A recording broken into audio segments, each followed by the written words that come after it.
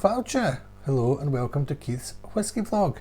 My name is Keith and this video is all about the Scapa Skiren. We're going to do a little tasting review for you. This is a single malt Scotch whisky which comes from all the way up in the Orkney Islands, very north of Scotland.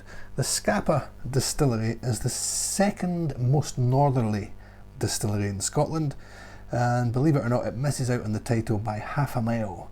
Highland Park, the other Orkney distillery, pips it by half a mile.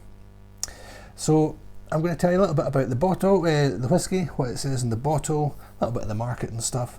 I'll tell you a little bit about the distillery, about Orkney itself, the Orkney Islands, and then of course we'll have a little tasting review on the nose, on the palate, and then make some recommendations if you like this, what else to try.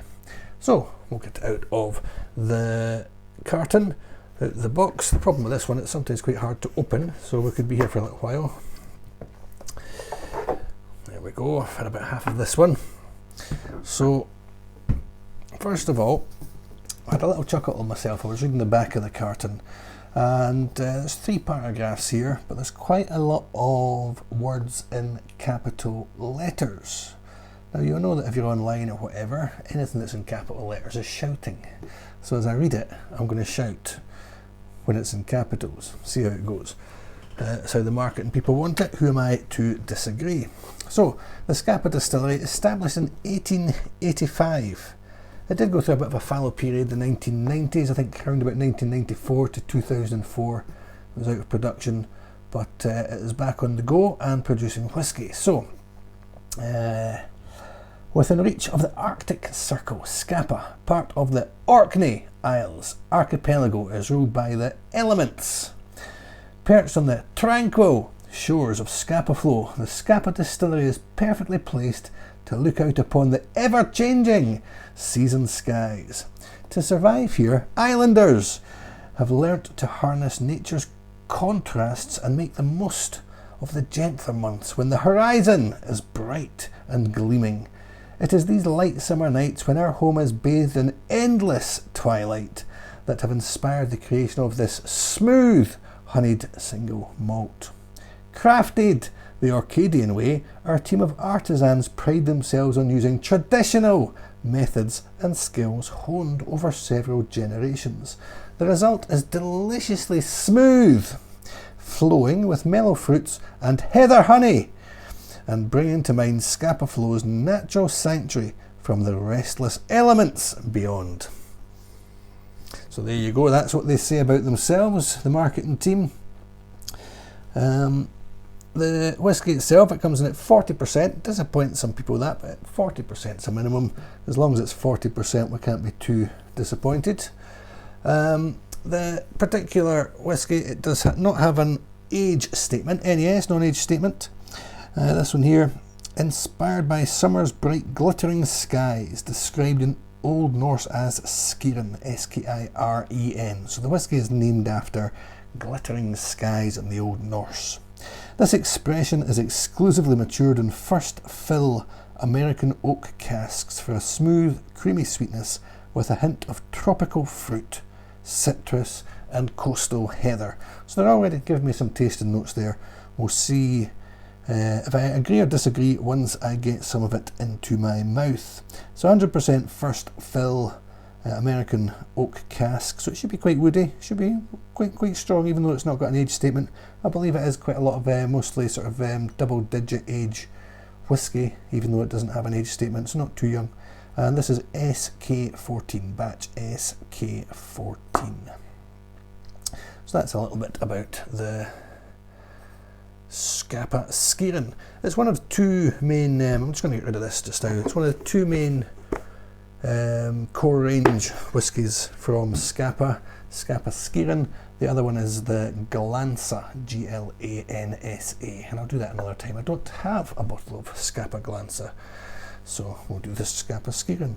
The good lady wife got me this one a wee while ago now, whether it was a Father's Day, birthday, can't remember. Too much whisky's passed under the bridge since then. Now, we'll tell you a little bit about the Scapa distillery. The name Scapa is quite a well-known name, not just in whisky circles, but Scapa Flow is it's like a natural harbour. The Orkney Islands, I'll show you where they are on the, sure you can see the map. We've got the Whisky Tour Guide Keith pointy stick, map of Scotland, and the Orkney Islands are these islands here. To the northeast of Scotland there are two large archipelagos. You've got the Orkney Islands and the Shetland Islands. There are no whisky distilleries up here yet. I think there is a gin distillery, so therefore we turn our attention to the Orkney Islands. Now there's lots of Orkney Islands. The big one, this one sort of right across the middle, northwest, southeast, they call it mainland. It's a bit confusing. If you come from Scotland, the mainland, and you leave the mainland to go to Orkney and you get to mainland, once you're on mainland Orkney, they call the mainland Scotland. But you're in Scotland, but they call the mainland Scotland. So it's a little bit confusing. You get used to it once you've been a few times. So mainland is the big one, the biggest island. You've also got South Ronaldsay, you've got Hoy, Westray, Papa Westray, other islands around about, Stronsay, Sandy, Rousey. Now they're not the Orkneys, as we might say in English. Orkney, E-Y, it originally comes from the Old Norse, and that is the plural, so it's the Orkney Islands, not the Orkneys. So the Orkney Islands. Now the main town on mainland is Kirkwall, and Highland Park, the other big Orkney distillery, is right on the outskirts of Kirkwall at the top of the hill, and about half a mile or so outside Kirkwall is the Scapa distillery. So just to the south of mainland, this is the natural harbour I was talking about, Scapa Flow. So the tide goes in and out. If you're going up to Orkney, say by road and then by boat, usually you'll come up the northeast of Scotland, and it's about a 1 hour crossing from Gills Bay up to St Margaret's Hope. There is another quite common ferry service which goes from Scrabster to Stromness. The first one is about an hour. The Scrabster Stromness is about a 2 hour crossing. So that's the two main ways. You can fly as well, but most people will go by ferry. Since I was last there, they've got a big new ferry on this side. I'm looking forward to giving that a try. So lots of little islands all dotted around, so there's lots of inlets and outlets in and out of Scapa Flow. Scapa Flow, probably most famous for in the First World War. That's mostly where the British fleet, the Navy, held most of their boats, sort of natural sheltered harbour, not impregnable but quite hard to get in and out of, and a lot of block ships, basically trawlers, local boats, had been sunk to block passage in and out for anyone looking to cause some damage. At the end of the First World War, after the Germans had surrendered, the German fleet was taken up to Orkney and it was moored there. Now after a war, after a surrender, all sorts of negotiations go on, and then you sort of break up or whatever the spoils of war. But the German fleet, which had surrendered, were supposed to be held in a neutral harbour, maybe somewhere over in Scandinavia, Norway, somewhere like that. But instead the Brits took the German fleet into the British home territory. So the Germans weren't very happy, and the weeks rolled on, the months rolled on, nothing was really happening, and the Germans started to strongly suspect that the British had their eyes on the German Navy. So the Germans thought, you're not having our boats, and they scuttled their entire fleet. They sunk all their boats. So down in the southwest corner here of Scapa Flow, lots of wrecked German ships. Some have been salvaged since then for their, obviously for their scrap, but it's quite a world-renowned diving site, the German First World War fleet in Scapa Flow. Another incident that happened there in the Second World War, again, most of the British fleet were in the sort of in the natural harbour. I don't know if you can see down here, this is the Firth of Forth where Edinburgh is, and the Rosyth dockyard is down here. So some of the British fleet were down here, the rest of it were all up in Scapa Flow. Now they had the block ships, they didn't think anyone could really come in or out, but in 1939 British battleship, the Royal Oak, was moored in Scapa Flow. About 1,200 or so souls on board. And just to the east here, just to the north of Lambsholm, a little island, and just to the south of mainland, a German U-boat skulked in the dead of night. U-47, it was Gunther Prien was the commander, became very famous. So his U-boat came into Scapa Flow, spotted the Royal Oak, and launched a few torpedoes. I think 4 of them hit the ship, quickly caught fire, sunk, and I think it was around about 835 sailors lost their lives. So the biggest sort of single British loss up to that point anyway. So the Royal Oak, it's only maybe about 15-20 feet under the surface up in Scapa Flow, although I don't think you're allowed to dive there, but there's plenty of other wrecks in Scapa Flow. So that's where the name Scapa comes from. The Scapa distillery, right at the northern end there, overlooks Scapa Flow, this big natural harbour in the Orkney archipelago. So there, a little bit of history. Went on a little bit too much tour guiding, not enough whiskey going on. So we'll get back to the whiskey. So a little taste. Let's get some poured.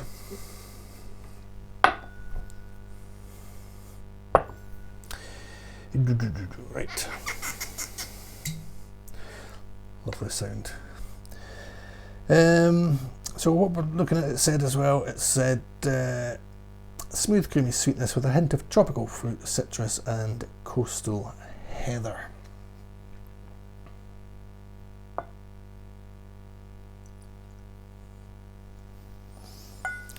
I actually had this for a little while. See how it goes.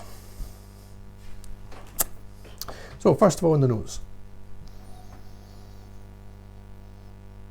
Now often the sort of the taste notes for this comes across as quite sweet. I tend to find it a little bit sharper. And there is that honey on the nose, but for me it's a bit of a sort of, it's more sort of, it's not as sweet, it's more sort of bitter. And I also get a little bit of almost like aniseed.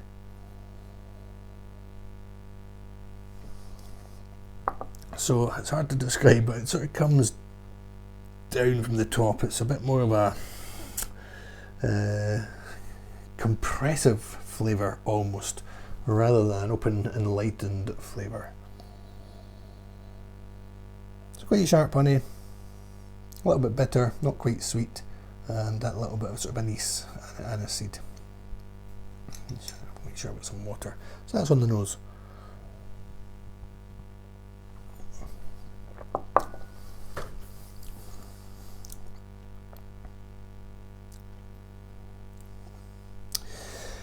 So I don't get too much depth in this one. Very similar in the mouth to on the nose. Although this is not an age statement, as I say, it's supposed to be sort of double digit 10, 11, 12-year-old spirit that's in it. But I don't really get too much filling out. I think when Scapa reopened, they started with a 10 and a 12, a 12 and a 14-year-old, sorry. And then the Scapa Skiren directly replaced a 16-year-old, which did get quite decent reviews. I don't quite think this lives up to the old 16-year-old. I'm sure as the distillery continues producing, they'll start to produce older age statements, and they'll get back up there.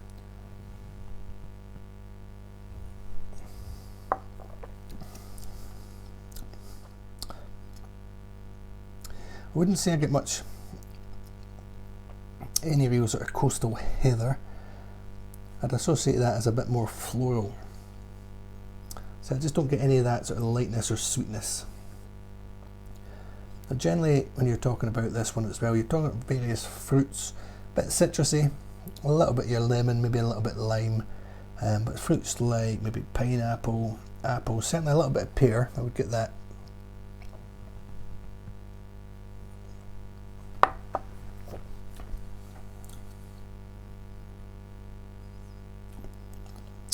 But yeah, for me, not too much more. Now, obviously, I've tried this before. Tried a lot of other whiskies from Orkney.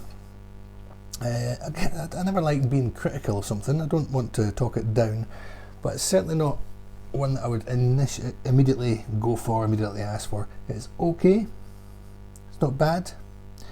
but it could be, or it could have a lot more to it. I prefer whiskies with a little bit more. That's my personal taste. It's not bad, give it a try. You're looking at around about 35 up to maybe 45 pounds a bottle for this. Without an age statement, that's about as much as you'd really want to pay. You wouldn't want to go much above 40 really. So if you saw it for £45, maybe not. If you saw it for £35, probably okay, something like that. I'll add a little bit of water and we'll see how we go.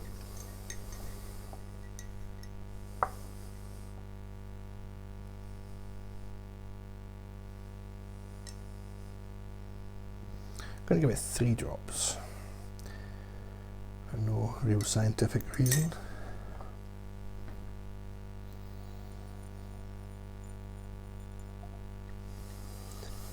I would say a lot less bitter now, and maybe a little bit more floral, a little bit sweeter, or noticeably. Not going to say a little bit, I'd say noticeably, not massively, but not bad. Maybe I'm just getting used to it after drinking it there. So a little bit lighter, a little bit sweeter, a little bit more floral with the water on the nose.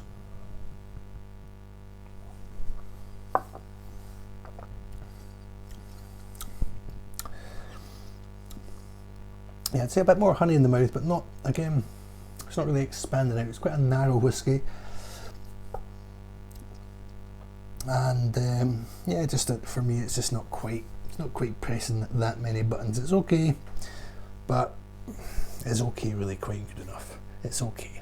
So that's a Scapa Skiren. Don't want to be too down in it. It's okay.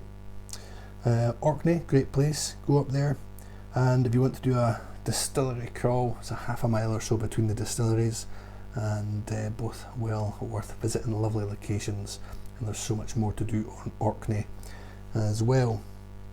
Right, if you do try this, you do like it, you're curious about it, other whiskies in this sort of area to try. When I say this area, I mean sort of tasting wise, not geographical. You're looking at something like, well, maybe the Scapa Glanza, again the other core range Scapa whisky. It's got a little bit more, I think, peaty earthiness to it, again non-age statement. Something like maybe the old Pulteney 12-year-old. Pulteney distillery is near Wick, I think, just outside Wick, the very northeast corner of Scotland, so geographically quite similar. It's a Highland whisky, Highland region whisky as well. So the Scapa Glanza, you're looking at the old Pulteney 12, and maybe, I don't know, something like the Dalwhinnie 15-year-old, a bit more commonly available as well. So look out for those. Okie dokie, that's me for just now. Hopefully you enjoyed this little tasting review, a little bit of history about Scapa Flow, the Orkney Islands, and if you like this video, check out other ones. Whisky Tour Guide Keith, you'll find me on Instagram as well, at Whisky Tour Guide Keith. Thank you for now. As always, at the end of a tasting review, Slán Java. Cheers.